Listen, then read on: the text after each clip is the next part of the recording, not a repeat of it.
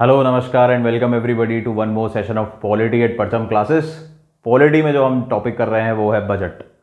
Budget की एक class हम पहले ले चुके हैं जिसमें हमने बजट होता क्या है, मीनिंग क्या है, किस तरीके से लागू किया गया, क्या हिस्ट्री है हमारे बजट की, इस बारे में हम जानकारी ले चुके हैं। आज हम बजट का सेकेंड पार्ट करेंगे, इसको आगे बढ़ाएंगे कि बजट पार्लियामेंट में पास कैसे होता है। बजट एक बनना, एक शुरुआत प्रपोजल से लेकर एंड में बजट इनेक्ट किस तरीके से होता है, इसके बारे में आज हम डिस्कशन करेंगे। जिन्होंने पहला लेक्चर नहीं देखा है, पहला पार्ट नहीं देखा है बजट का, वो पहले जाके वो वाला लेक्चर देखें, फिर ही इस लेक्चर पे आए, क्योंकि इट इज इन कंटिन्यूएशन और विदाउट इट इसका कोई मतलब नहीं है। जैसा मैंने आपको बताया, बजट हम चालू कर चुके हैं और बजट में हमने मीनिंग क्या होता है बजट का, क्या होता है बजट, क्यों प्रेजेंट किया जाता है, किस तरीके से होता है, ये हमने डिस्कशन कर लिया था। हिस्ट्री क्या है, कब से चालू हुआ बजट हमारे देश में, हमारे इंडिया में बजट कब से प्रेजेंट होना चालू हुआ और कब कब इसमें क्या क्या फेरबदल आए, इसके बारे में भी हम जानकारी ले चुके हैं। What are the various constitutional provisions in relation to budget, क्या क्या संविधान में इससे रिलेटेड प्रोविजन दे रखे हैं, उसके बारे में हमने जिक्र किया। कौन कौन से आर्टिकल हैं उसके बारे में हम जिक्र कर चुके हैं। चार्ज एक्सपेंडिचर फ्रॉम CFI और एक एक्सपेंडिचर मेड फ्रॉम CFI क्या क्या होता है, इसके बारे में भी हम डिस्कशन कर चुके हैं, जो कि प्रीवियस लेक्चर में हम कवर कर चुके हैं। प्लीज जिन जिनको ये टॉपिक में थोड़ी सी भी डिफिकल्टी है वो पहले वो जाके लेक्चर देखें, फिर अपन इस लेक्चर पे आ जाएंगे। आज हम पढ़ेंगे स्टेजेस इन इनेक्टमेंट। एक बजट इनेक्ट कैसे होता है, पार्लियामेंट में कैसे पास होता है, पूरा प्रोसेस इसका समझेंगे कि बजट को किस तरीके से लागू किया जाएगा और फाइनली बजट इन प्रैक्टिस आएगा। क्लियर है? चलिए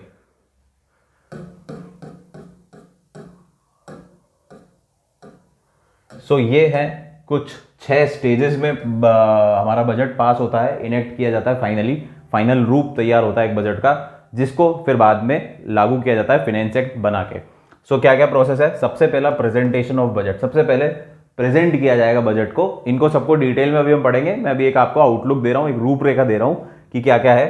प्रेजेंटेशन ऑफ बजट, सबसे पहले बजट को प्रेजेंट करेंगे हमारे फिनेंस मिनिस्टर हमारे सदन के सामने, हमारी पार्लियामेंट के सामने। देन उसके ऊपर एक जनरल डिस्कशन का एक सेशन होगा जिसमें सिर्फ जनरल डिस्कशन होगा, किसी भी प्रकार का और कोई वोटिंग एक्टिविटी नहीं होगी, सिर्फ डिस्कशन होगा, सिर्फ चर्चा होगी। क्लियर है?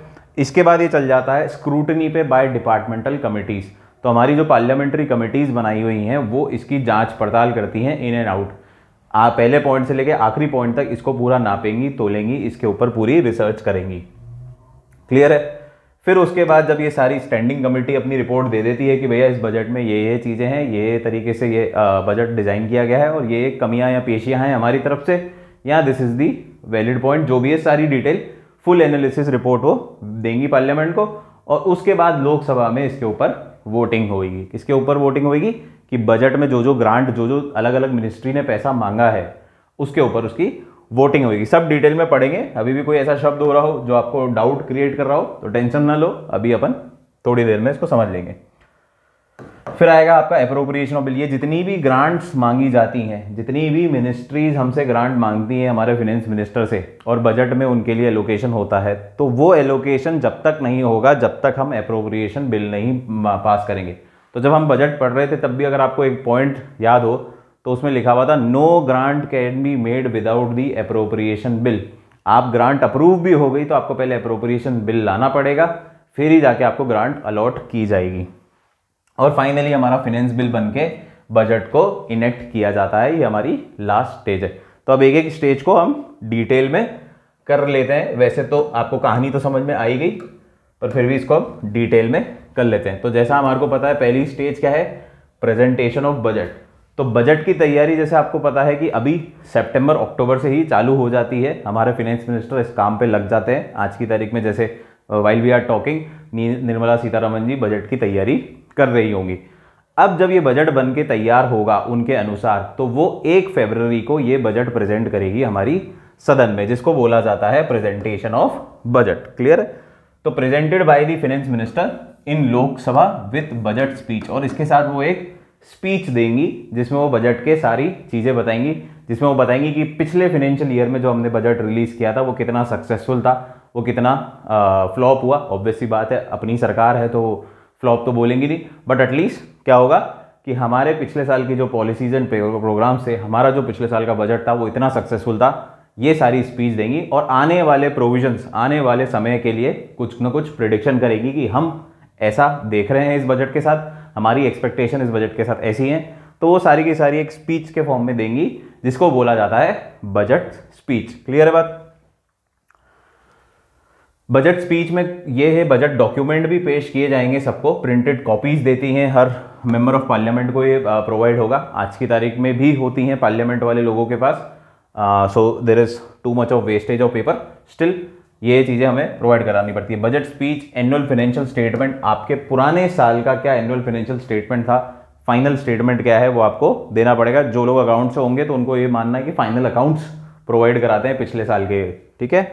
डिमांड फॉर ग्रांट्स, कोई भी मिनिस्ट्री जो ग्रांट मांगती है, जैसा मैंने आपको बताया कि फाइनेंस मिनिस्टर हर मिनिस्ट्री को एक पत्र भेजते हैं और उसमें उनसे डिमांड करते हैं कि भैया आपको हर मिनिस्ट्री को कितना कितना अपनी स्कीम लागू करने के लिए इस साल, या अपनी मिनिस्ट्री को अच्छे से कैरी ऑन करने के लिए कितने पैसे की रिक्वायरमेंट है, आप सब हमें बताएं। तो जो भी डिमांड होगी हर मिनिस्ट्री की वो देखी जाएगी डिमांड फॉर ग्रांट्स में। Appropriation bill, finance bill, statement under FRBM act, expenditure budget, receipt budget, expenditure profile, outcome budget, budget at glance.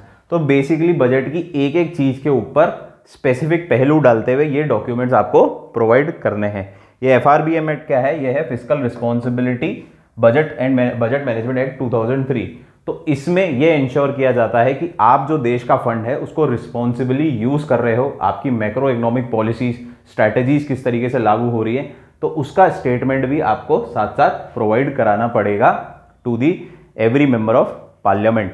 Clear है? तो बजट डॉक्यूमेंट में ये भी एक पार्ट है कि आपका जो उद्देश्य है कि देश के पैसे को प्रॉपरली यूज किया जाए, रिस्पॉन्सिबली यूज किया जाए, तो उसका स्टेटमेंट भी आपको साथ साथ शो करना पड़ेगा। आपको अपनी मैक्रो इकोनॉमिक स्ट्रैटेजीज, सारी फिस्कल स्ट्रैटेजीज ले डाउन करनी पड़ेगी कि हम इस बजट में इतना पैसा रिक्वायर करके ये देखना चाहते हैं, इससे हमारी macro economy of the country पे क्या फर्क पड़ेगा। क्लियर है?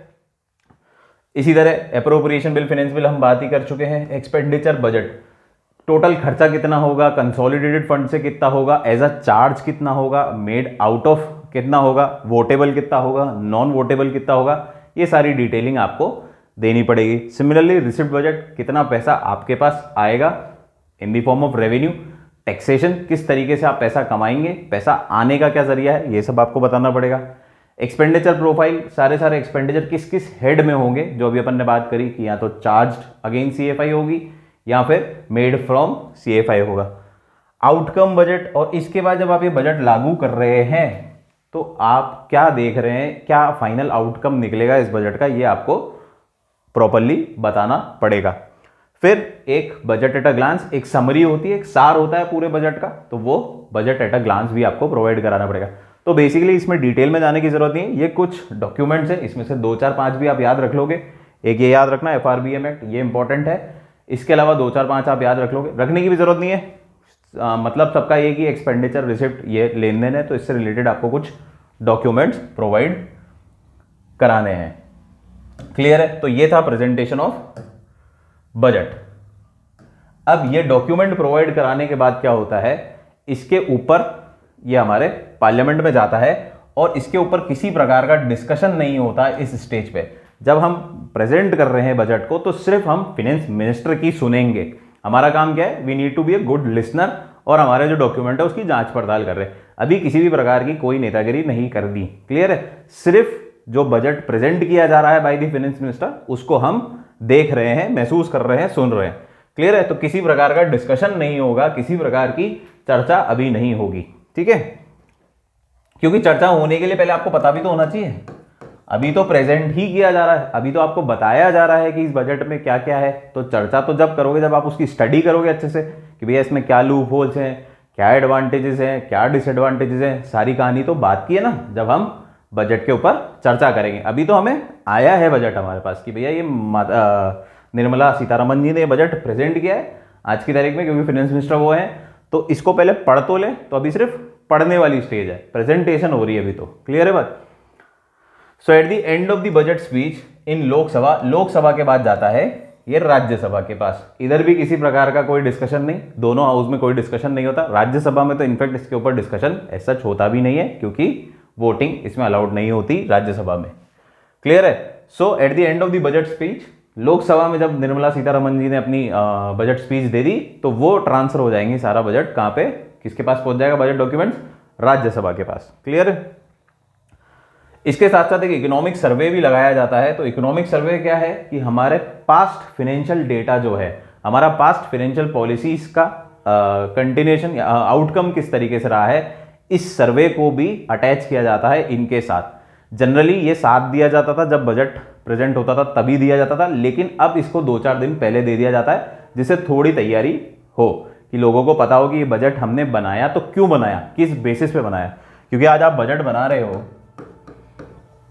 सपोज करो 100 करोड़ रुपए मैंने रेलवेज पे लगाए और मेरे को 10% इस बार प्रॉफिट हुआ, यानी कि 10 करोड़ का प्रॉफिट हुआ।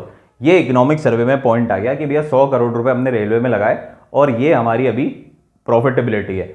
और जो इसकी डिमांड है वो हर साल रेलवेज की डिमांड, मतलब इतने ज़्यादा कंज्यूमर या ज़्यादा कस्टमर रेलवे के हो रहे हैं, लोग रेलवे से ट्रैवल करना पसंद कर रहे हैं। So there is a increase of 2% every year. So there is a increase of 2% sales every year. Railway ticket ज़्यादा बिकेंगी, नई ट्रेन होंगी, तो हर साल 2% लोग ज़्यादा बढ़ रहे हैं, ट्रैवल कर रहे हैं, क्योंकि रेल अब गाँव-गाँव पहुँच रही है, तो गाँव वाले लोग भी ट्रैवल कर रहे हैं। तो इस तरीके से हमने एक सर्वे करा, सर्वे करने के बेस पे हमने एक डेटा क्रिएट करा कि भैया 100 करोड़ की कमाई पे हमारे को 10% यानी कि 10 करोड़ रुपए का प्रॉफिट होता है। तो इस साल जो निर्मला सीतारमण जी हैं वो बोल रही हैं कि इस बार मैं इस पे 150 करोड़ रुपए लगाऊंगी। कितने लगाऊंगी? 150 करोड़ रुपए लगाऊंगी, ताकि मुझे 10% के हिसाब से इस बार प्रॉफिट कितना हो जाए? 15 करोड़ रुपए हो जाए, 15 करोड़ रुपए हो जाए। तो जब तक अगर ये एक्सट्रैक्ट फिगर हम देखेंगे, सपोज करो मैम ने ऐसे दे दिया कि 150 करोड़ पे 15 करोड़ का प्रॉफिट हो जाएगा, तो किसी को भी विश्वास होगा क्या, या कोई भी इस बात को समझेगा क्या कि 150 करोड़ पे 15 करोड़ रुपए का प्रॉफिट कैसे हो जाएगा? लेकिन when I am supporting this statement with these surveys reports, ये सर्वे, ये फैक्चुअल सर्वेज हैं, अलग अलग कमिटीज बैठी हुई है, अलग अलग डिपार्टमेंट बैठे हुए हैं जो इनकी रिपोर्ट्स निकालते हैं। तो इस रिपोर्ट को जब मैंने इसके साथ अटैच कर दिया कि भैया 100 करोड़ रुपए इस साल मैंने लगाए थे, मतलब प्रीवियस फाइनेंशियल ईयर में लगाए थे, इस पे मुझे 10% प्रॉफिट, 10% प्रॉफिट हुआ, यानी कि 10 करोड़ रुपए का प्रॉफिट हुआ। और रेलवेज की डिमांड भी हमेशा बढ़ रही है, मतलब 2% से ऑन एन एवरेज साल में इंक्रीज हो रही है। ये बिल्कुल एब्स्ट्रैक्ट फिगर है, मेरे मन से फिगर है, कोई भी डेटा कहीं भी किसी सोर्स से नहीं लिया गया, नॉर्मल मैं आपको समझाने के लिए बता रहा हूँ। क्लियर है? सो जब ऐसी चीज मैंने इसके साथ अटैच कर दी, सर्वे रिपोर्ट इसकी अटैच कर दी मैंने, तो अब लोगों को विश्वास हो जाएगा कि हाँ यार, कि भैया 10% रिटर्न आ रहा है, तो हम इस पे 150 करोड़ रुपए का रिस्क ले सकते हैं, 50 करोड़ रुपए बढ़ा सकते हैं, क्योंकि हमारा रेवेन्यू जनरेशन होगा।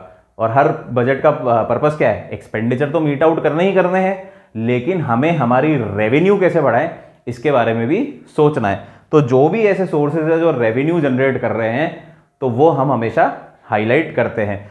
तो उन सब के लिए भी क्या होता है? इकोनॉमिक सर्वे की जरूरत होती है कि एक इकोनॉमिक सर्वे इसके साथ अटैच कर दिया जाए।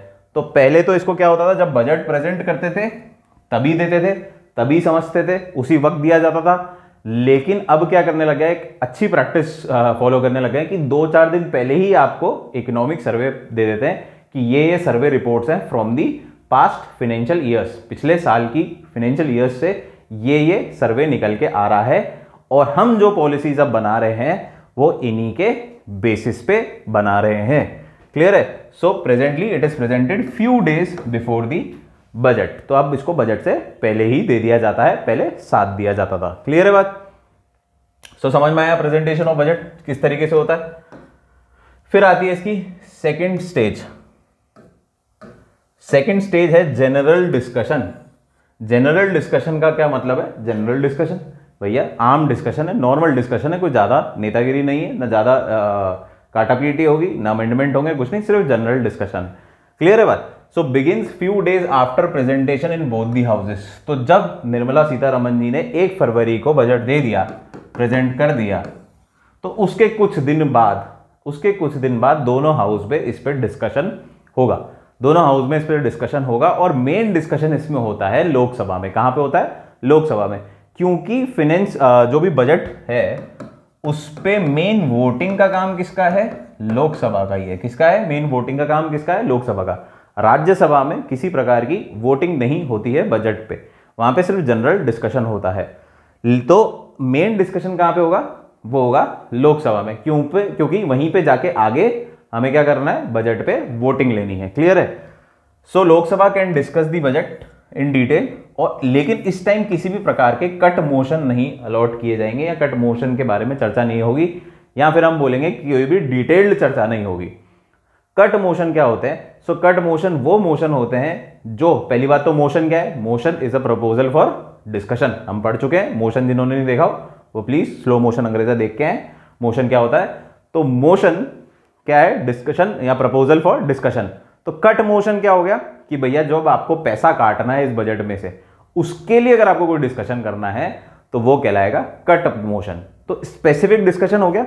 यहां पे मैंने आपको क्या बोला था? ये जनरल डिस्कशन है। यहां पे क्या है? जनरल डिस्कशन है। कोई फालतू की बात नहीं होगी, सिर्फ नॉर्मल डिस्कशन होगा।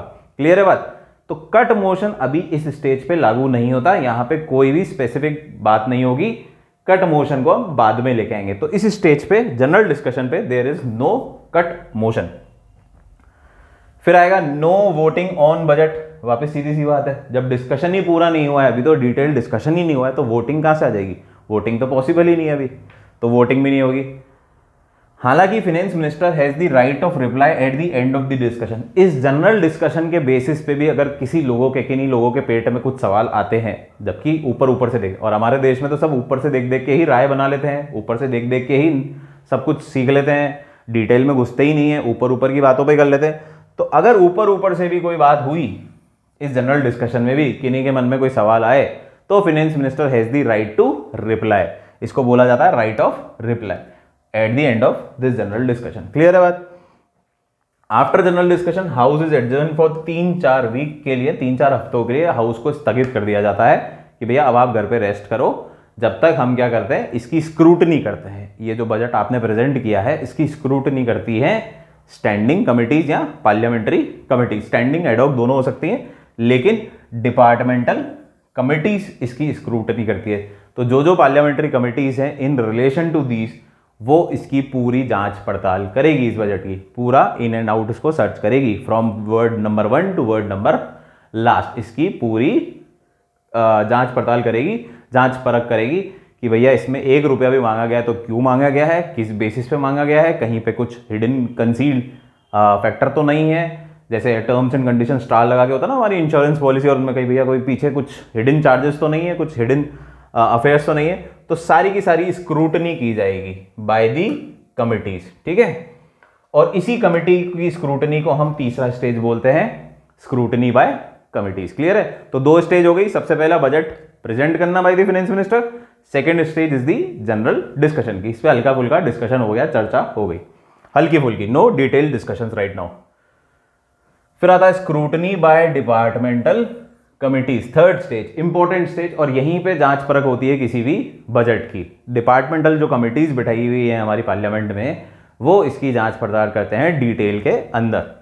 सो 24 डिपार्टमेंट स्टैंडिंग कमिटीज बनाई गई हैं, जो कि इसके ऊपर पूरी तरीके से एग्जामिनेशन करती हैं, और जितनी भी ग्रांट्स डिमांड करी गई है बजट में, जितनी भी डिमांड्स ग्रांट की गई है बजट में, उसके ऊपर पूरा प्रॉपर एनालिसिस किया जाता है कि किस बेस पे आप पैसा मांग रहे हो। जैसा मैंने अभी आपको बताया कि 150 करोड़ रुपए का मेरे को जरूरत है, तो पिछले साल मैंने इधर कितने रुपए खर्च करे थे? 100 करोड़ रुपए। इस साल मैं डायरेक्टली 50% से जंप ले रहा हूं, 50% रेवेन्यू, 50% एक्सपेंडिचर बढ़ा रहा हूं मेरा। तो ये कमेटी देखेगी भैया किस बेस पे आप 150 करोड़ रुपए मांग रहे हो। अगर सपोज करो ये 100 करोड़ रुपए होते और हमारे को रेलवेज पे नुकसान हो रहा होता, रेलवेज पे नुकसान हो रहा होता 10% का, तो क्या ये स्टैंडिंग कमेटी इसको अलाउ करती कि आप और पैसा खर्च करो? आप बोलते हैं नहीं।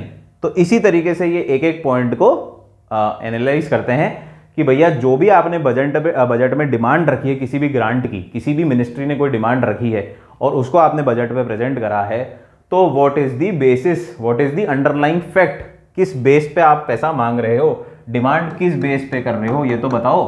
तो ये हमें इधर चेक करना है। ये चेक कौन करता है? ये चेक करता है डिपार्टमेंटल कमिटीज। क्यों कमिटीज क्यों बनाई गई हैं? कमिटीज इसलिए बनाई गई हैं क्योंकि जो हमारे पढ़े लिखे मेंबर्स ऑफ पार्लियामेंट है, जो कि 70% आपको भी पता है पढ़े लिखे लोग नहीं है वहां पे, तो उन लोगों को इतनी समझ नहीं आती, उन लोगों को सिर्फ हल्ला मचाना आता है। तो ये लोग जो हैं, ये जो स्टैंडिंग कमिटीज हैं, इसमें एक्चुअली पढ़े लिखे लोग बैठते हैं और वो उसका डीप एनालिसिस करते हैं, फिर एक फाइनल रिपोर्ट बनाते हैं और वो प्रेजेंट करते हैं। समझ में आ रही है? अगर वहीं पे हमारे मंत्री, क्या नाम है उससे नहीं पड़ता, कुल मिला के स्टैंडिंग कमिटीज बनाई गई है हमारी हेल्प करने के लिए, हमारे मेंबर ऑफ पार्लियामेंट की हेल्प करने के लिए। वो इसकी डिटेल स्क्रूटनी करते हैं, A to Z इसको पढ़ते हैं, इसमें से सारे फ्लॉज, सारे से प्रोस, सारे कॉन्स निकालते हैं, सबका बेसिस देखते हैं कि किस बेसिस पे आपने ग्रांट्स मांगी है, इस बारे में सारी जानकारी लेते हैं। ठीक है, और फिर ये जितनी भी रिपोर्ट्स हैं ये पहुंचा देते हैं हाउसेज ऑफ पार्लियामेंट पे, ठक ठक ठक ठक प्रिंट करा और सबको पहुंचा दी कि भैया ये हमारी स्क्रूटनी रिपोर्ट है, ये हमारी फाइनल रिपोर्ट है। अब इसमें से क्या जायज़ है क्या नहीं है हमने आपको बता दिया, अब आप डिस्कशन करो, फाइनल वोटिंग करो, ये अब वतन आपके हवाले साथियों, अब हमारा कोई लेन देन नहीं है। क्लियर है बात? तो इन्होंने एनालिसिस कर दिया, इनका मेन काम था, इन्होंने उसमें से जूस निकाल लिया, मेन सारा सार था वो निकाल लिया, बेसिस देख लिया, सब चेक कर लिया और फाइनल रिपोर्ट दे दी हमारे मंत्रीगण को कि भैया अब आप इसमें देखो। So demand for grants, detailed estimate of money required by ministry for their policies and plans in upcoming financial year. ये हम समझ गए कि डिमांड फॉर ग्रांट किसको कहते हैं? कोई भी मिनिस्ट्री ने जब हमसे कोई भी पैसा मांगा है फॉर देयर रनिंग एक्सपेंसेस, आने वाले साल की पॉलिसीज को लागू करने के लिए, इंप्लीमेंट करने के लिए, उसे बोलते हैं हम ग्रांट। क्या बोलते हैं उसे? डिमांड। तो हर मिनिस्ट्री अपनी अपनी ग्रांट दी है, भैया मेरे को 500 करोड़ की जरूरत है, मेरे को 1000 करोड़ की जरूरत है, मेरे को 1200 करोड़ रुपए की जरूरत है, वो सब इसमें बताया जाएगा।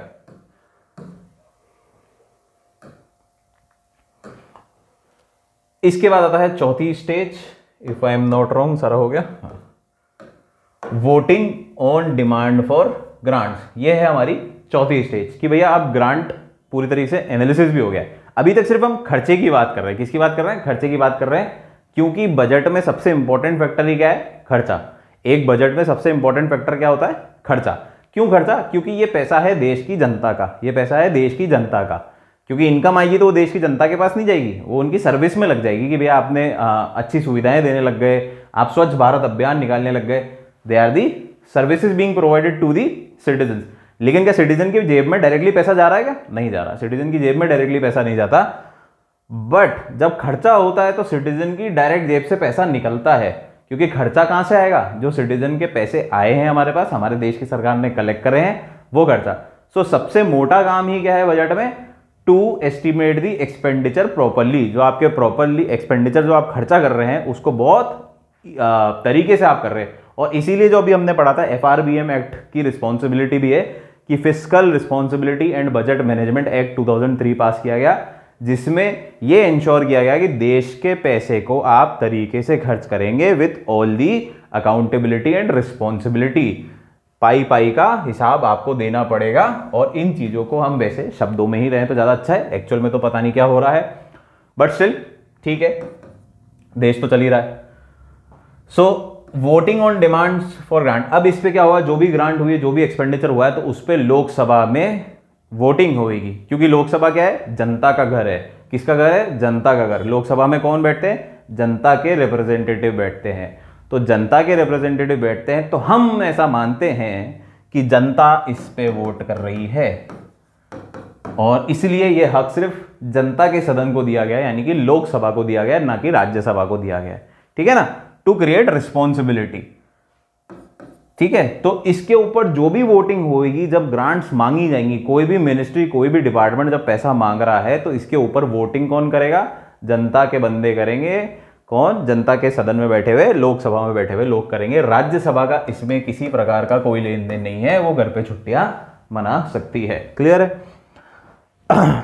Each demand has to be voted separately.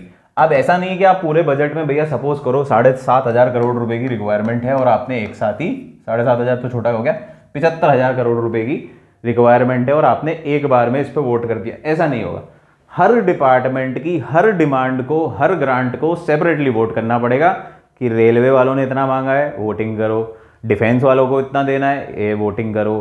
Telecom communication इतना देना है, उसको करो।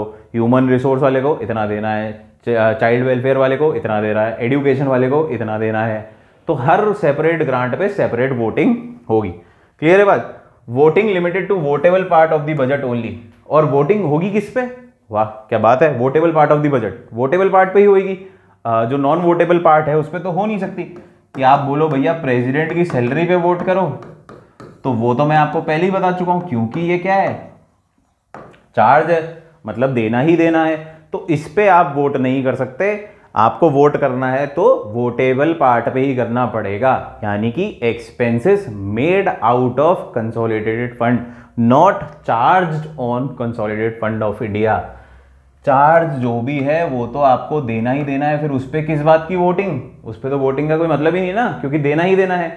लेकिन कुछ एक्सपेंसेस ऐसे हैं जो कि made out of the funds होता है, फंड में से निकलते हैं। क्लियर, देना देना कंपलसरी नहीं है, आप वोट करके तय कर सकते हो कि कितना देना है कितना नहीं देना है। तो सिर्फ उसी पार्ट पे वोटिंग होगी, expenditure made from consolidated fund of India. Clear है बात? जो चार्ज है उस पर वोटिंग नहीं होगी, क्योंकि हम पढ़ चुके हैं चार्ज वालों पे वोटिंग नहीं होती, वो नॉन वोटेबल होते हैं।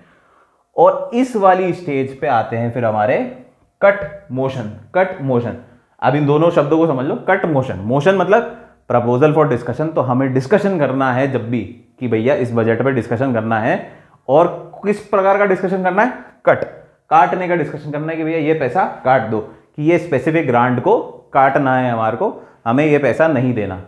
तो फिर हो जाएगी कट मोशंस। क्या हो जाएगा? कट मोशन अलाउ कर दिए जाएंगे इसमें। So the motions meant to reduce any demand for grant, किसी भी प्रकार की ग्रांट को कम करने के लिए, कटौती करने के लिए जो मोशन पास किया जाएगा उसे बोला जाएगा कट मोशन। अब कट मोशन भी क्या होते हैं? 3 टाइप के होते हैं। ये जितनी भी है ना रामायण दे रखी है कि कितने रुपए से होती है, क्या रुपए से होती है, वो सब इंपॉर्टेंट है, पर इतनी इंपॉर्टेंट नहीं है। आपको सिर्फ नाम समझने हैं और उससे आपको बहुत कुछ समझ में आ जाएगा, ज़्यादा डिटेल में जाने की इसकी ज़रूरत नहीं है। जाओगे भी तो कुछ है नहीं, कुआं खाली है, इतनी ही डेप्थ है इसमें, ज़्यादा कुछ है नहीं।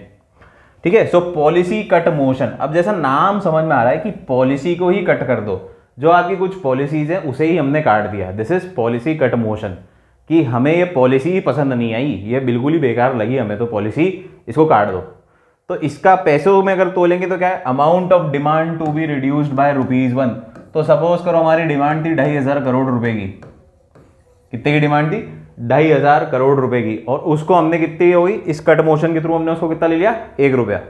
तो ये बेसिकली क्या हुआ? Rejection of policy. Policy cut motion is basically rejection of policy, rejection of policy, कि पॉलिसी रिजेक्ट कर दी, नहीं यार ये इस पर आप बेकार खर्चा कर रहे हो, ये हम अलाउ नहीं करते, लोकसभा वालों ने बोला हम अलाउ नहीं करते।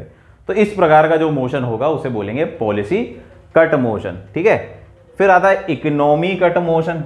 अब इकोनॉमी कट मोशन मतलब कि यार ये पॉलिसी तो ठीक है, लेकिन इस पे पैसा हम कुछ ज़्यादा खर्च कर रहे हैं, अभी हमारी स्थिति नहीं है कि हम इतना पैसा खर्च करें, तो हम इसको इकोनॉमी कट कर रहे हैं, हम इसके इकोनॉमीज को कट कर रहे हैं, यानी इस पे जो पैसा खर्च हो रहा है उसको कट कर रहे हैं। तो सपोज करो 2500 करोड़ रुपए की जो थी, इसको मैं चाह रहा हूँ सर अभी अपन 2000 करोड़ ही कर लेते हैं, क्योंकि थोड़ी सी गरीबी चल रही है, तंगी चल रही है, तो 2000 करोड़ ही कर दो।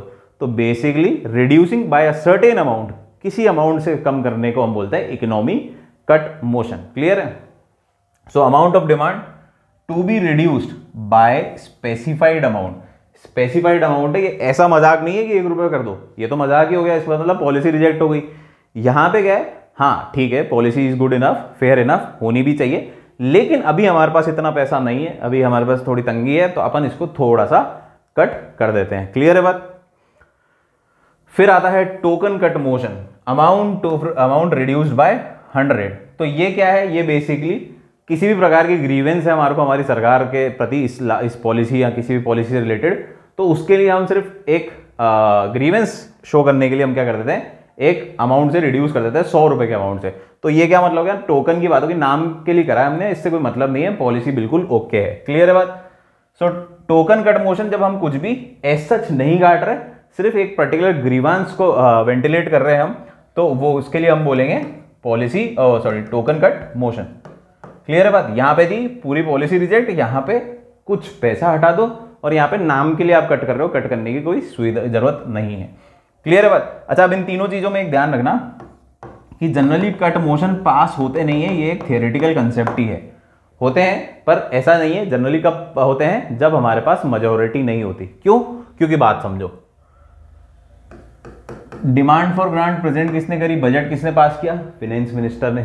फाइनेंस मिनिस्टर कौन है, काउंसिल ऑफ मिनिस्टर का पार्ट है। काउंसिल ऑफ मिनिस्टर कौन है, हमारी लीडिंग पार्टी के हैं काउंसिल ऑफ मिनिस्टर, ठीक है ना, जो लीडिंग पार्टी जैसे आज की तारीख में बीजेपी के होंगे, क्लियर है बात। तो लीडिंग पार्टी के लोग हैं, तो लीडिंग पार्टी के पास तो लोकसभा में मेजोरिटी होगी ना भैया, लीडिंग पार्टी के पास तो लोकसभा में मेजोरिटी होगी। और इसका सारा काम होता कहाँ है, कट मोशन कहाँ प्रेजेंट कर सकते हैं हम, लोकसभा में ही कर सकते हैं। तो लोकसभा में तो भैया मेरे ही बंदे बैठे हैं ना, मैं ही तो मेजोरिटी में हूं लोकसभा में, और कौन है, ये निर्मला सीतारमन है, उसी के तो बंदे हैं, उन्हीं के तो मतलब पार्टी के लोग बैठे, उसी के बंदे, मतलब वो ऐसा नहीं गुंडागर्दी कर रहे हैं, पर मतलब उन्हीं के लोग हैं, उन्हीं के पार्टी के लोग हैं।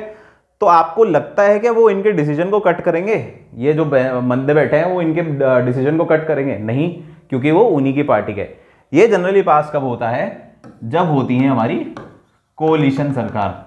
कोलिशन सरकार बोले तो गठबंधन की सरकारें होती है, जब एक पार्टी क्लियर मेजोरिटी नहीं ले पाती और बहुत सारी पार्टियां मिलकर एक सरकार बनाती है, तो उसमें हो सकता है किसी के पेट में दर्द उठ जाए एक पर्टिकुलर पार्टी में, और वो उनको धमकी दे दे कि भाई साहब हम कट मोशन पास कर देंगे, आप पैसा खिलाओ इधर, या कोई भी बेनिफिट दो हमारे को।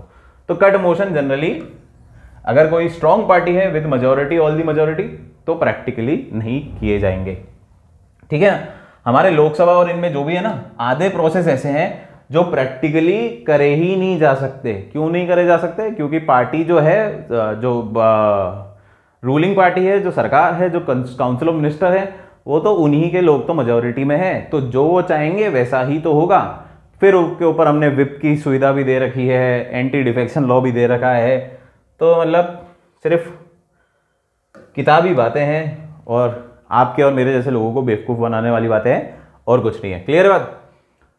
अब कट मोशन की कुछ कंडीशंस हैं, ये अगेन ऐसा कुछ इंपॉर्टेंट नहीं है, पर देख लो समझ आ जाएगी एक बार में। Should relate to one demand only, एक ही डिमांड को रिलेट करेगी ये। आप कट मोशन लगा रहे हैं तो एक स्पेसिफिक ग्रांट पे लगाएंगे, ऐसा नहीं कि सारे के सारे पे एक साथ लगा हुआ, पर्टिकुलरली एक एक डिमांड पे कट मोशन होगा, ठीक है ना। फिर जैसे अभी आपको बोला था कि ग्रांट भी आप पर्टिकुलरली एक एक करके रखोगे, स्पेसिफिक रखोगे, और इसी तरह आपको यहां पे कट मोशन भी स्पेसिफिकली लगाना है हर डिमांड में। Should be clearly expressed, clearly आपको बताना है कि आप कट मोशन क्यों लगा रहे हो, कौन सा लगा रहे हो, इकोनॉमी लगा रहे हो, पॉलिसी लगा रहे हो, टोकन लगा रहे हो। बिल्कुल भी वेग टर्म्स नहीं होते, आर्बिट्ररी टर्म्स नहीं होंगे, बहुत क्लियरली आपको स्टेट करना पड़ेगा विद दी रीजंस, ठीक है। Shouldn't raise any question of privilege, privilege motion में जो चीज आ सकती है उसको आप नहीं लगाओगे, सब्सटेंटिव मोशन में कोई चीज आ सकती है उसको आप नहीं लगाओगे, स्पेसिफिक कट मोशन से रिलेटेड ही चीज होनी चाहिए वो ही आप लगाओगे, क्लियर है बात। Shouldn't relate to trivial matter, छोटे मोटे मैटर के लिए आप नहीं कर सकते, छोटे मोटे इक्का दुक्का रुपए के मैटर के लिए आप नहीं करोगे। कोई मोटा मैटर होगा जो दुख दे रहा होगा, जो would be the pain in the ass, तो उसी को आप लगाओगे, ठीक है। Shouldn't make suggestion for amendment of existing laws, जो एग्जिस्टिंग लॉज है उसको अमेंड करने की बात आप कट मोशन में नहीं करोगे कि भैया मैं इसमें पैसे इसलिए काटना चाह रहा हूं क्योंकि ये जो लॉ बना हुआ है वो ही गलत है, तो लॉ सुधारो और पैसा काटो, ऐसा नहीं करोगे आप। स्पेसिफिक जो लॉज बने हुए हैं, अभी के जो लॉज है एग्जिस्टिंग लॉज, वो वैसे के वैसे रहेंगे, उनमें अमेंडमेंट नहीं होगा, वो बात की बात है, वो अलग कहानी है, उसके लिए आप बाद में चर्चा करना। कट मोशन में आप इसके ऊपर कोई बात नहीं करोगे। Shouldn't relate to expenditure charge on CFI, अब ये बेसिकली कंडीशन ही कट मोशन की है कि भैया जो CFI से चार्ज है तो उसको तो आप वैसे ही नहीं काट सकते, तो ऑब्वियस ही बात है कट मोशन में आप ऐसी चीज करोगे नहीं, और ऑब्वियस ही बात है कोई करेगा भी नहीं, क्योंकि इतना तो वो भी जानता है। Shouldn't relate to any matter adjudication by court, अब देख रहे हो आप, एक तो पहले ही अलाउड नहीं है, कोई मतलब नहीं है प्रैक्टिकली लोकसभा में मतलब ही नहीं है कट मोशन का, और उसके बाद इतनी सारी कंडीशंस और है, तो कौन ही करेगा। So shouldn't relate to any matter under adjudication by court, court पे कार्रवाई चल रही है किन्हीं मैटर्स पे, तो उस पे भी आप कोई कट मोशन नहीं ला सकते। कोई भी क्वासी जुडिशियल अथॉरिटी है उस पे भी नहीं ला सकते, कोई भी ट्राइब्यूनल है उस पे भी नहीं ला सकते, तो कोर्ट तो है ही है। इवन कोई क्वासी जुडिशियल बॉडी है तो भी आप, कोई इंक्वायरी कमीशन है तो उन पे भी आप नहीं ला सकते, ऐसे मैटर पे नहीं कर सकते। Should be confined to one specific matter, ये हो ही चुका है। शुडंट रिवाइव, रिपीटेटिव डिस्कशन नहीं होना चाहिए, किसी टॉपिक पे हम डिस्कशन कर चुके हैं इस सेशन में, वही मैटर आपने कट मोशन में उठा लिया, नहीं, not possible. Shouldn't refer to a matter that is not primarily the concern of union government. आप ऐसी बात ना करना जो यूनियन गवर्नमेंट का काम ही नहीं, यूनियन गवर्नमेंट से लेन देन ही नहीं है, आप कोई और बात पे डिस्कशन कर रहे हो, ऐसा नहीं होना चाहिए। तो प्रैक्टिकली समझ में आता ही है। समझ में आ गई कंडीशन। फिर आता है कट मोशन का सिग्निफिकेंस क्या है। तो सबसे पहले तो कोई प्रैक्टिकल सिग्निफिकेंस है ही नहीं, पर ये किताब में लिख के मत आ जाना, ये समझने की बात है कि प्रैक्टिकली तो कोई सिग्निफिकेंस है ही नहीं, क्योंकि लोकसभा में तो आप लोग के ही बंदे बैठे, तो पॉसिबल नहीं है। पर फिर भी चलो अगर कुछ सिग्निफिकेंस है तो अपहोल्ड्स, जिसके बेस पे इसको बनाया गया था कि इन्होंने सोचा था कि भैया ऐसा होगा, तो क्या है, upholds the principle of responsible government. क्योंकि आप देश के पैसे को यूज कर रहे हो, आप अपने पैसे को यूज नहीं कर रहे हो, तो एक रिस्पॉन्सिबल गवर्नमेंट बनाने की जरूरत है, जो पाई पाई का हिसाब देगी, जो पाई पाई खर्च कर रही है उसके बारे में बताएगी, क्यों कर रही है, क्या वजह है, किस तरीके से होगा, क्या भला होगा, क्या नुकसान होगा। ठीक है। सो एक रिस्पॉन्सिबल गवर्नमेंट बनाने के लिए, एक रिस्पॉन्सिबल गवर्नमेंट क्रिएट करने के लिए हम क्या करते हैं, we probe into the activities, हम जांच पड़ताल करते हैं पूरी बजट की, और इससे रिस्पॉन्सिबल गवर्नमेंट का प्रिंसिपल लागू किया जाता है। Similarly facilitates concentrated discussion on specified demand for grant. Specific grant पे, एक एक ग्रांट पे क्या होता है, कॉन्सेंट्रेटेड डिस्कशन होता है, फोकस डिस्कशन होता है। इससे जब हम कट मोशन की बात लाते हैं तो कट मोशन से क्या होता है, हम एक एक ग्रांट पे क्लियरली फोकस कर सकते हैं। क्लियर है। और जब ये हो जाएगा तो आखिरी दिन स्पीकर, इसके ऊपर क्या होता है, जो कट मोशन और सारे डिस्कशन होते हैं, इस पर कुछ समय होता है जब पूरे सभा में इस पर डिस्कशन किया जाएगा, कट मोशंस प्रेजेंट किए जाएंगे। तो जितने टॉपिक पे कट मोशन पास हो गए, जिन पे करना था हो गया। आखिरी दिन जाके क्या होता है, स्पीकर सारे मोशन को, जितने भी डिस्कस हुए और नहीं हुए, मतलब जितने भी ग्रांट्स है उनको, जिन पे डिस्कशन हो चुका है या नहीं हुआ है, उनको पुट टू वोट डाल देता है। क्या कर देता है, पुट टू वोट डाल देता है। इसको बोलते हैं हम गिलोटीन। क्या बोलते हैं, गिलोटीन। तो गिलोटीन अगर आपको याद हो, मैंने आपको लास्ट टाइम बताया था, एक पुराने जमाने में मशीन हुआ करती थी, आज भी कई जगह यूज होती है। तो मुंडी काटने के लिए तख्ता लगाया, ऊपर से ब्लेड आई और आदमी की सर बाहर। तो इसी तरीके से वही है ये, speaker put all the demands to vote whether discussed by members और नॉट। तो जो डिस्कस हुई है उसमें तो कोई दिक्कत ही नहीं है, उसका डिस्कशन तो हो ही गया कि भैया कितना पैसा देना है, कट मोशन अगर लगाना है तो लगा दो, नहीं लगाना तो आगे बढ़ो। लेकिन एक समय के बाद, एक स्पेसिफिक समय के बाद क्या होता है, ये सारे के सारे मैटर्स को वोट पे डाल देते हैं, चाहे उसके ऊपर डिस्कशन हुआ हो और चाहे उसके ऊपर डिस्कशन नहीं हुआ हो। तो इसको बोलते हैं गिलोटिन क्लोजर। अगर आपको याद हो, हम इस पे पढ़ चुके हैं। ठीक है। सो लास्ट डे जब होता है तो अगर डिस्कस हो गए सारे तो वेल एंड गुड, सारे पॉइंट, सारी ग्रांट, भाई 50 डिपार्टमेंट है, 50 डिपार्टमेंट की 50 मिनिस्ट्रीज हैं अगर सपोज, तो 50 मिनिस्ट्रीज डिपार्टमेंट की ग्रांट पे हमने डिस्कशन कर लिया, जिस पे कट मोशन लगाने थे लगा दिए, तो वेल एंड गुड, बढ़िया है, सब पे बात हो गई। नहीं होती, सपोज करो 40 पे बात हुई, 10 पे अभी भी रिमेनिंग है, तो क्या किया जाएगा, सबको वोटिंग पे डाल दिया जाएगा। और इस टाइप की चीज को हम क्या बोलते हैं, जब भी किसी मोशन को काटा जाता है तो उसको क्या बोलते हैं, गिलोटिन क्लोजर। ठीक है। अनडिस्कस्ड मैटर को भी हमने वोट पे डाल दिया। ठीक है। तो ये स्टेजेस ऑफ इनेक्टमेंट में हमने प्रेजेंटेशन ऑफ बजट पढ़ लिया, जनरल डिस्कशन पढ़ लिया, स्क्रूटनी बाय डिपार्टमेंटल कमिटीज पढ़ लिया, voting for department on grants पढ़ लिया। अब आगे के 2 पॉइंट हम पढ़ लेते हैं। ठीक है। सो 5th स्टेप है passing of appropriation bill. Passing of appropriation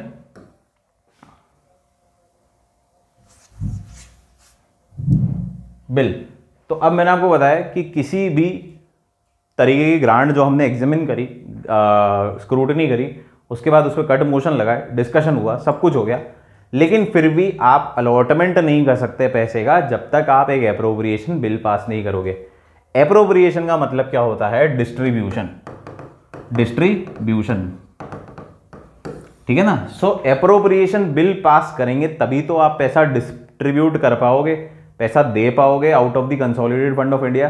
तो किसी भी ग्रांट को पैसा देने के लिए सबसे पहले तो आपको क्या करना है, एप्रोप्रिएशन बिल पास करना है। So provides for appropriation out of CFI, distribution out of CFI, consolidated fund of India से पैसा निकालने के लिए आपको एप्रोप्रिएशन बिल पास करना पड़ेगा। All money required to meet grants voted by Lok Sabha. तो जो भी ग्रांट है, अब सपोज करो ग्रांट 150 करोड़ रुपए की रेलवेज की हो गई, अलॉट हो गई, लोकसभा ने वोटिंग कर दी 150 करोड़, तो ये 150 करोड़ निकालने के लिए आपको एप्रोप्रिएशन बिल पास करना पड़ेगा सीएफआई से निकालने के लिए। या फिर कुछ जो सीएफआई के ऊपर एक्सपेंडिचर है उनको भी आप एप्रोप्रिएशन बिल के थ्रू ही निकालोगे। वोटिंग नहीं हो सकती, अमाउंट चेंज नहीं हो सकता, फिक्स है, देना ही देना है, लेकिन देना ही देना के लिए निकालना तो पड़ेगा ना। निकालने के लिए आपको चाहिए एप्रोप्रिएशन ऑफ बिल, देने के लिए भी निकालना पड़ेगा, निकालने के लिए भी आपको एप्रोप्रिएशन बिल की जरूरत है।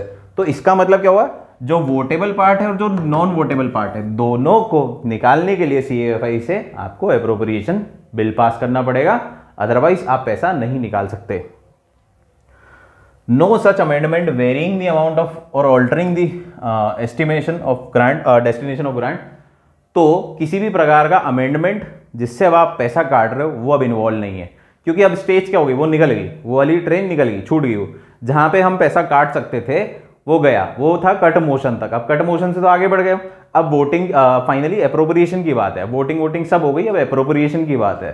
तो एप्रोप्रिएशन के टाइम अब आके वापस आप रामायण नहीं चालू कर सकते कि भैया यार ये पैसे ज्यादा दे रहे हो इसको काट लो, नहीं, अब नहीं हो सकता, अब तय हो गया है, वो सब पहले हो गया। अगर आपको करना था तो पहले करते, अब आपको सिर्फ एप्रोप्रिएशन बिल निकालना है, एप्रोप्रिएशन बिल बना के आप पैसा अलॉट किया जाओगे। तो किसी भी प्रकार का अमाउंट वेरिएशन नहीं हो सकता या पॉलिसी में किसी प्रकार का वेरिएशन नहीं हो सकता। क्लियर है? ये आर्टिकल 114 ये जो मैंने आपको बताया एप्रोप्रिएशन नहीं हो सकता कंसोलिडेटेड फंड ऑफ इंडिया से, तो ये पावर कहां दी गई है, ये पावर या ये ड्यूटी कहां दी गई है, आर्टिकल 114 में। No money shall be withdrawn from CFI under appropriation by law. Appropriation जब तक आप कानूनन तरीके से नहीं करोगे, एप्रोप्रिएशन लॉ लाके नहीं करोगे, तब तक आप किसी प्रकार का डिस्ट्रीब्यूशन आउट ऑफ सीएफआई नहीं कर सकते।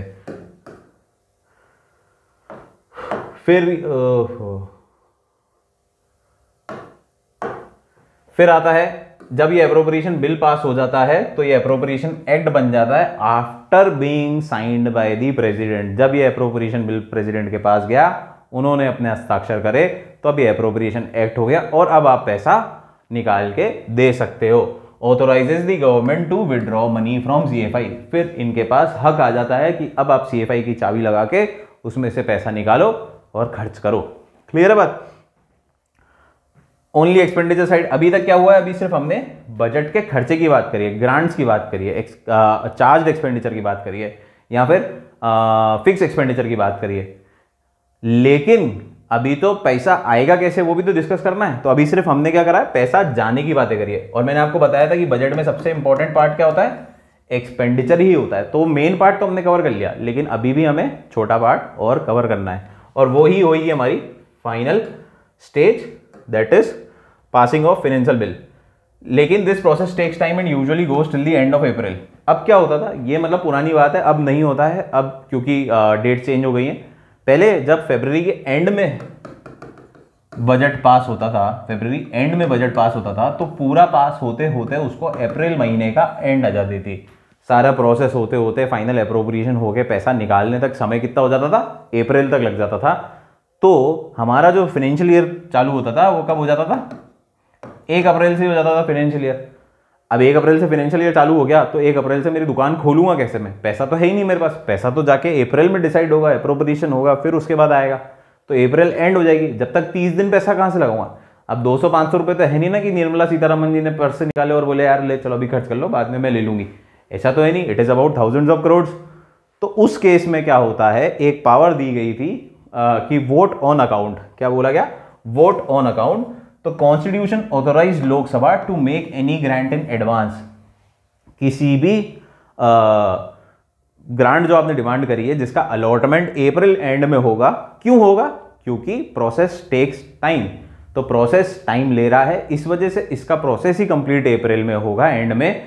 तो लोकसभा को एक पावर दी गई कि भैया आप जब तक के लिए एडवांस में पैसा ले सकते हो, सीएफआई से एडवांस में पैसा ले सकते हो, हिसाब आप इसको भले बाद में दे देना या उसमें से काट लेना। जो भी ग्रांट पास हुई है, तय तो हो गई है ग्रांट पास होना, लेकिन जब तक पास होएगी तब तक आप अभी ले लो और फिर बाद में उसमें से हिसाब में से काट लेना। ये अमाउंट कितना हो सकता था, 1/6 ऑफ दी टोटल डिमांड। तो अगर 1200 करोड़ रुपए की डिमांड है मेरे को सपोज किसी सेक्टर में, तो मैं 200 करोड़ रुपए तक का एडवांस उसमें से ले सकता हूं। 1200 इंटू 1/6 यानी कि 200 करोड़ रुपए मैं एडवांस में ले सकता हूं और मैं खर्च कर सकता हूं। ये मुझे पावर दी गई थी वोट ऑन अकाउंट, लोकसभा के लोगों को ये पावर दी गई। क्लियर है बात? हालांकि ऐसा अब नहीं होता है क्योंकि अब बजट 1 फ़रवरी को ही प्रेजेंट हो जाता है and they have sufficient days.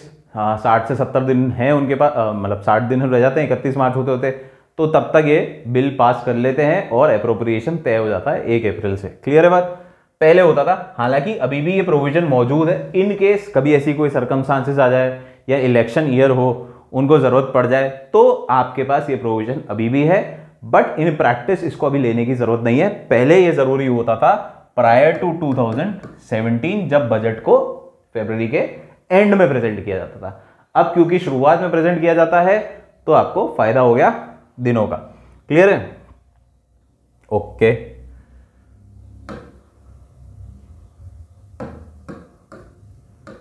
अब आती है हमारी last stage, passing of finance bill.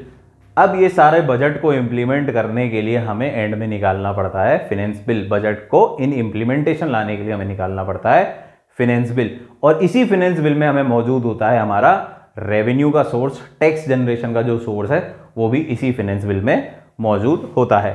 Clear है बात? So it gives effect to the final financial proposals of government of India. तो जो भी फाइनेंशियल प्रपोजल है गवर्नमेंट ऑफ इंडिया को, उसको फाइनल काम करने के लिए हमें क्या करना पड़ता है? फाइनेंस बिल निकालना पड़ता है। ठीक है? Gives effect subject to the condition applicable to the money bill. अब इसकी जो कंडीशन है that is similar to the money bill, तो मनी बिल की जो कंडीशन है वही की वही सारी आपकी फाइनेंस बिल में लगती है यहाँ पे, सेम टू सेम। क्लियर है? मतलब सिर्फ लोकसभा में इंट्रोड्यूस किया जा सकता है, प्रेसिडेंट की प्रायर रिकमेंडेशन चाहिए। क्लियर है? Rajya Sabha can't reject, can't amend, only give suggestion. 14 दिन का समय राज्यसभा के पास है। तो ये सारे प्रोविजन जो मनी बिल के हैं वो इधर भी लागू होते हैं। क्लियर है? अमेंडमेंट सीकिंग टू रिजेक्ट और reduce tax can be moved. अब इसमें क्या है, जैसा आपको बताया था मैंने कि टैक्स से हमारा रेवेन्यू जनरेशन होगा, तो ये हमारी इनकम के बारे में बताता है। सरकार पैसा कहां से कमाएगी? टैक्स के थ्रू कमाएगी। तो वो टैक्स की रेट में अगर किसी को फेरबदल करना है, डिक्रीज करनी है, तो वो भी इस टाइम की जा सकती है। डिक्रीज करनी है या किसी भी प्रकार का टैक्स हटाना है तो वो इस टाइम पे हो सकता है। कौन हटा सकता है? पार्लियामेंट वाले, लोकसभा वाले। ठीक है ना? लेकिन वापस प्रैक्टिकली हटाएंगे क्या? नहीं हटाएंगे, क्योंकि लोकसभा में मेजोरिटी तो फाइनेंस मिनिस्टर वाली गवर्नमेंट की है, तो वो प्रैक्टिकली पॉसिबल नहीं है। But it can be moved, theoretically it can be moved. Must be enacted with in 75 days. और ये जो फाइनेंस बिल बना ये 75 दिन के अंदर अंदर क्या हो जाना चाहिए? इनेक्ट हो जाना चाहिए, और हमारा बजट इसके साथ होता है समाप्त। बजट हो जाता है, फाइनेंस बिल बनने के बाद ये फाइनेंस एक्ट बन जाता है। 75 दिन के अंदर अंदर इसको हमें एक्ट बनाना है। It legalises the income side of the budget. अब जब हमने टैक्स की सारी बातें कर ली, रेवेन्यू जनरेशन की बातें कर ली, तो हमारा फाइनल बजट बन गया, तैयार हो गया कि इस साल हम क्या काम करेंगे, कैसे हमें पैसा उठाना है लोगों से और कैसा हमें पैसा खर्च करना है। क्लियर है? So this is the final shape to the bill. Finance act complete the process of enactment of the budget. अब हो गया आपका बजट पूरी तरीके से समाप्त। छठा स्टेप जब खत्म हुआ फाइनेंस बिल, तो चालू कैसे हुआ आपका?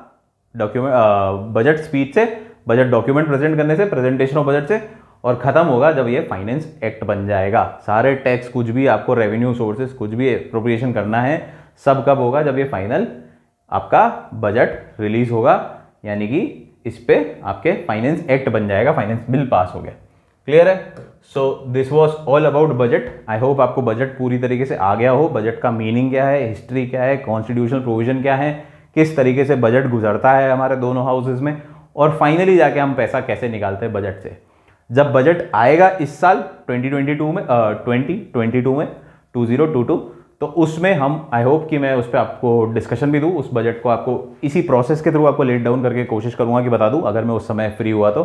फॉर श्योर नहीं भी है तो आई सपोज आप अब रिलेट कर पाओगे, तो बजट ज़रूर देखना जब आए, तो आप रिलेट कर पाओगे पूरे प्रोसेस को कि किस तरीके से हो रहा है। Till then, thank you so much.